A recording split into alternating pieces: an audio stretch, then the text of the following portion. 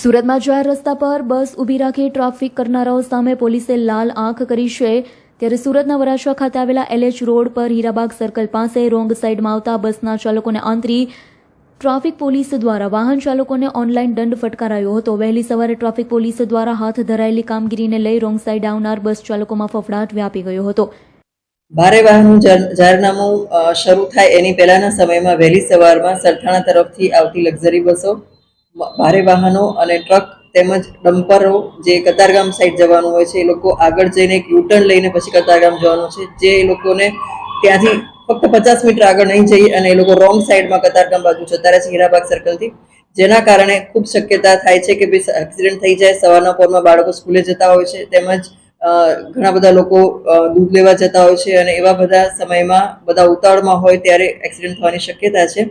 જેને લઈને આ બાબત અમારે ધ્યાને આવતા આજે સવારથી જ ત્યાં પોઈન્ટ મૂકી દેવામાં આવેલો છે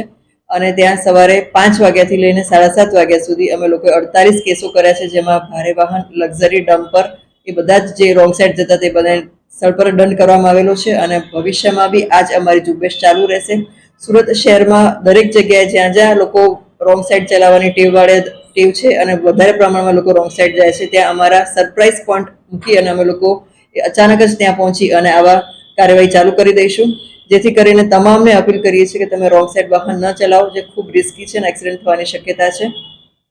અને અમે લોકોને ટ્રાફિકના તમામ નિયમોનું પાલન કરવા માટે પણ અમે લોકો અપીલ કરીએ છીએ.